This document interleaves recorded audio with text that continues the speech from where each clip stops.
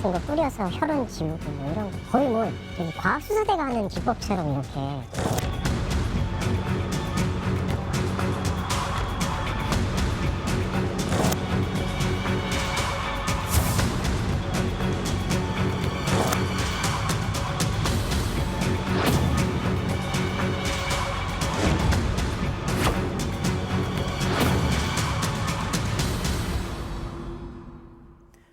MBC의 최초 보도로 버닝썬 사건이 불거진 게 지난 1월이었습니다. 그 이후 이 사건은 마약 투약과 탈세, 권력과의 유착 등으로 일파만파 번지고 있는데요.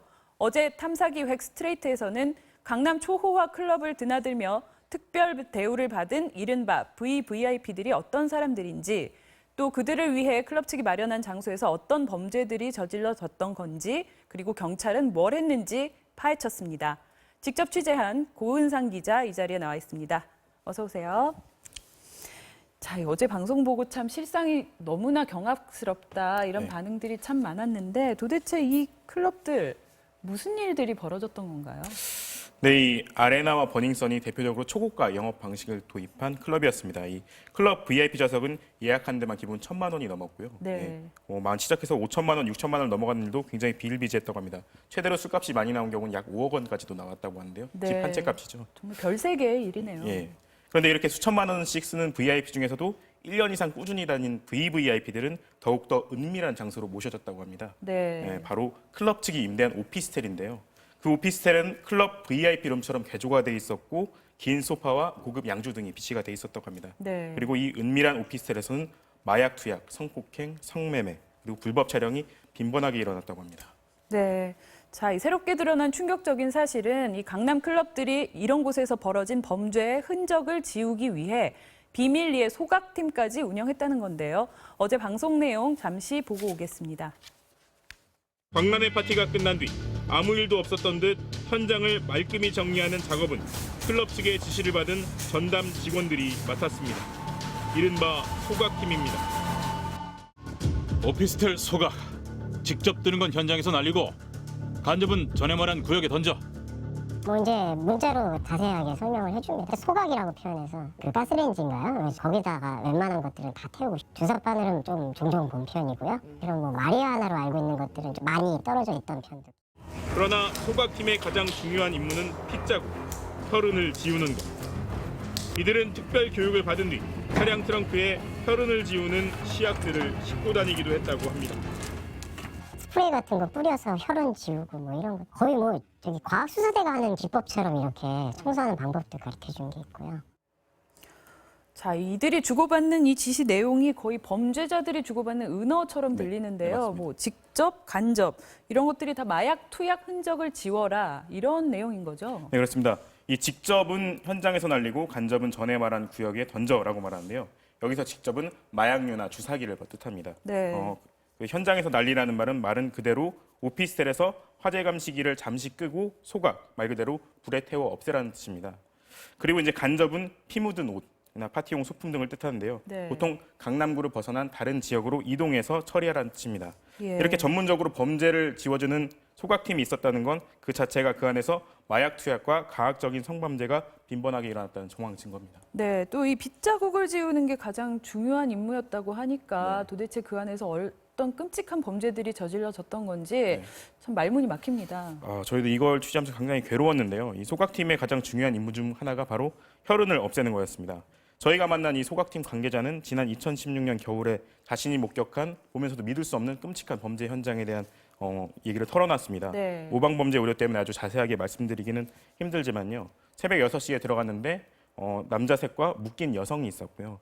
이 남성들은 눈에 초점이 모두 풀어진 상태여서 네. 이 클럽 관계자가 들어온 것도 모를 정도였다고 합니다. 뭔가에 취해 있었던 거죠. 네. 마약을 했던 것으로 의심됩니다. 그리고 여성을 일부러 피를 흘리게 해서 오피스텔은 온통 피투성이가 되어 있었고요.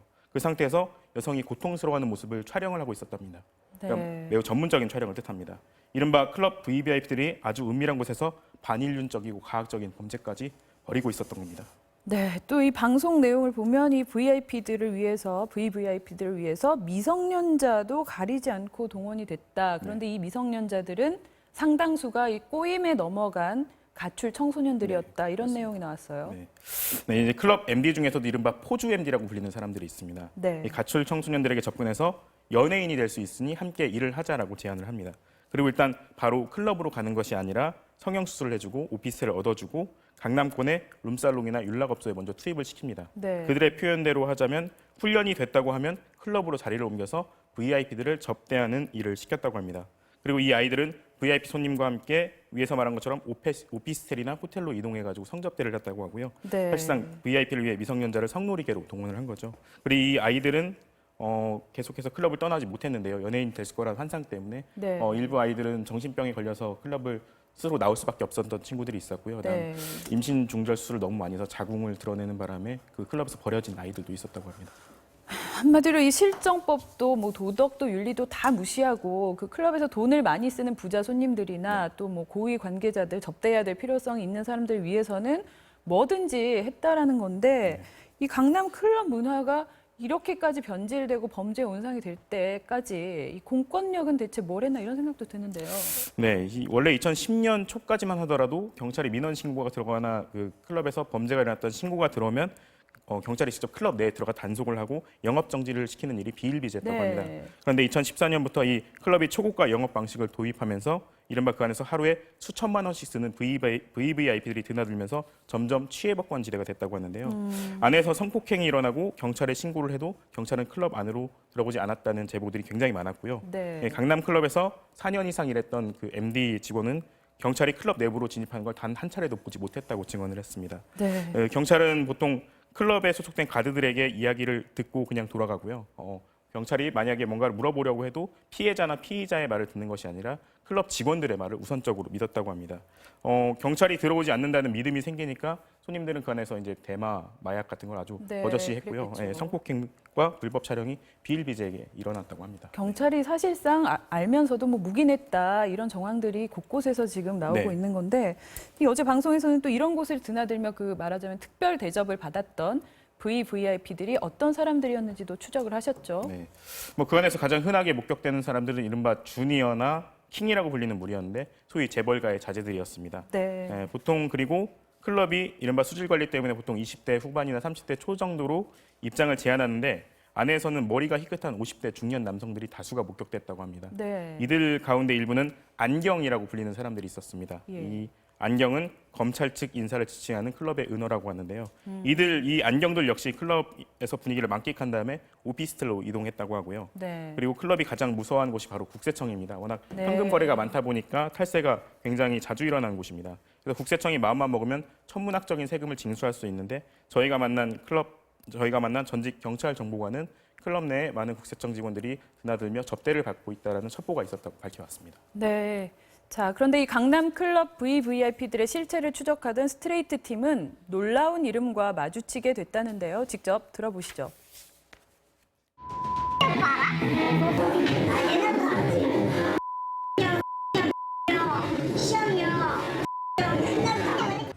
조 씨가 잘 안다는 형들 가운데 눈에 띄는 이름 시영이요. 그때는 뭐 이시영 씨가 사실은 사진이 이미 노출이 되어 있으니까 아 저분이구나 이런 생각. 이시영 씨는 혼자 왔었어요. 네. 당시 클럽 아레나에서 일하던 이 관계자는 이 씨가 클럽에 들어오는 은밀한 통로가 있었다고 말했습니다. 네, 안내를 받고 들어왔고요. 예. 일부러 많이 무리해서 돌아오는 동선이 있거든요. 그리고 실장이 옆에 이렇게 서고 그다음에 가드 두 명도 이렇게 서고요. 마치 그 대통령 움직일 때 움직이는 것처럼 같은 쪽에 있는 정보망이 있는데 그 사람이 이제 알고 있더라고요. 이시영 씨가 온다는 거를? 업장 내에서 봤다는 걸 알고 있더라고요. 그 정보란 게 어떤 VIP들에 관련된 정보요? 네, 이명박 아들하고 김상 사이 이 정도. 네, 자, 이 재벌가의 검찰, 국세청 그리고 이 전직 대통령 아들 이름까지 나왔네요. 물론 이 클럽 관계자와 잘 알고 클럽에 갔다는 사실만으로 뭐 범죄 혐의를 단정할 수는 없습니다만 그 저 발언을 했다는 조모 씨 평범한 사람은 아니죠. 네, 조 씨는 이른바 김무성 사위 마약 사건으로 알려진 그 사건의 마약 공급책이었습니다. 네. 소위 VIP들에게 마약을 공급하는 인물이었는데요. 자신의 입으로 이명박 대통령의 아들 이시영 씨와 매우 친하다고 말하고 다녔습니다. 그런 상태였는데 이시영 씨를 아레나에서 목격했다는 저희가 제보자를 만날 수 있었던 거고요. 네. 다만 이시영 씨는 이는 전혀 사실이 아니고 마약 유통사범 조 씨도 모르고 아레나가 어디에 있는지도 모른다고 밝혀왔습니다. 네. 근데 이 마약사범 조 씨는 아레나에서도 MD를 했고요. 이번에 문제가 불거진 바로 버닝썬에서도 MD를 했었습니다. 예. 그런데 경찰이 버닝썬 사태를 수사 초기에 가장 먼저 구속시킨 게 바로 이 조 씨였습니다. 네. 사실 버닝썬 폭행 피해자 김상교 씨 사건과 무관한 인물이었는데 제일 먼저 구속됐고 외부와 차단이 된 겁니다. 네. 이 사람이 입을 열면 상당히 많은 이야기들이 나올 수 있겠다 이런 네. 생각이 드네요. 네, 뭔가 그렇습니다. 네. 자, 이 버닝썬 게이트에서 비롯된 이 거대한 범죄 본질은 사실 그 힘있고 돈 있는 자들이 무법지대에서 이런 범죄들을 버젓이 저질러 올 수 있게 누군가 그 배후가 있었던 게 아닌가 이런 의혹에 대해서 확실한 답을 내놓는 것일 텐데요. 이 경찰의 비호 의혹에 대해서도 이번에 취재를 좀 하셨죠? 네, 위에서 말씀드린 것처럼 경찰은 클럽 내부에 사건이 벌어져도 클럽 내부에 진입하는 일이 거의 없었다고 말씀드렸는데요. 네. 저희가 접촉한 클럽 관계자들은 강남권에서 이런 클럽과 같은 유흥업소를 운영하기 위해서는 반드시 강남경찰서 경찰들에 대한 접대가 있어야 한다고 입을 모았습니다. 돈은 증거가 남기 때문에 다른 접대를 한다고 말했는데요. 조심스럽게 그게 성접대까지 포함하는 거냐고 물었더니 그렇다는 답이 돌아왔습니다. 물론 전해 들은 얘기이긴 하지만 반드시 수사가 필요한 부분이라고 생각합니다. 네. 자, 그런데 이렇게 철저하게 그 클럽들을 비호해온 경찰이 오히려 이 사건 처음에 문제를 제기했던 김상교 씨 집을 주변에서는 또 수상한 행동을 보였다고요? 네. 지난해 11월 24일 이른바 버닝썬 피해자 김상교 씨가 경찰과 클럽 인사들에게 폭행을 당했습니다. 그리고 경찰과 클럽 간의 유착 의혹에 대해서 인터넷 커뮤니티 등에 글을 올렸는데요. 네. 그 직후에 경찰들이 김상교 씨 집 앞에 바로 주차하고 있는 모습이 여러 차례 목격이 됐다고 합니다. 네. 그 골목이라는 게 되게 좁아가지고 차 두 대가 지나가기 힘든 곳이거든요. 네네. 그런데도 굳이 집 앞에 계속 경찰차가 와 있었다는 거죠. 예. 굉장히 여러 차례 목격이 됐다고 하고 심지어 이제 김상교 씨 어머니가 경찰차에 가서 우리 아들이 경찰 폭행 피해자의 당사자이다. 이렇게 경찰이 집 앞에 있으면 굉장히 불안해하니까 다시는 오지 말아달라고 부탁을 했는데도 불구하고 계속 집 앞으로 왔다고 합니다. 네. 경찰에서 어떻게 이런 일이 있을 수 있냐고 경찰에 물어봤는데 아주 공교롭게도 작년에 순찰 코스가 김상교 씨 집 앞으로 변경돼서 갔을 뿐이지 정상적인 순찰이었다고 이렇게 경찰은 해명해 왔습니다. 네. 그런데 저희 MBC가 처음으로 보도하기도 했고 또 이 모든 사건이 불거진 단초가 된 그 폭행 사건 이게 발생한 지는 벌써 한 반년 돼가는 건데 아직도 수사가 끝나지 않았다는 것도 좀 이상해요. 네, 사실 김상교 씨가 폭행을 당했던 곳은 클럽 밖에 아니라 클럽 내부였습니다. 당시에 네. 폭행 관련된 사람들이 한 3명 이상이 있었는데요. 경찰은 사건 초기 버닝썬 내 CCTV를 이미 다량으로 확보했었습니다. 마음만 먹으면 얼마든지 피의자를 특정할 수 있는 상황이었었는데 5달이 다 된 최근에서야 내부 폭행자 일부를 특정을 했고요. 이제 폭행 동기를 조사하고 있다고 밝혔습니다. 김상교 씨는 지금까지 경찰에 12번 정도 소환됐는데 이 정도 수사가 밖에 진행이 안 된 겁니다. 경찰의 수사가 많이 더딘데요. 김상교 씨 폭행 사건과 관련해 당시 클럽 내에 보호해야 할 VVIP가 있었기 때문에 이렇게 수사가 늦춰지는 것 아니냐는 의혹이 제기되고 있습니다. 예. 자, 앞으로 추가 취재 계획은 뭐 어떻게 있으신가요?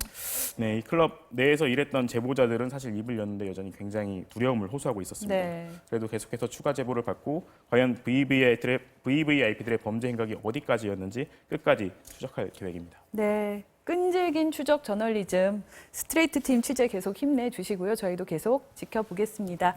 지금까지 스트레이트 팀의 고은상 기자와 함께했습니다. 수고하셨습니다.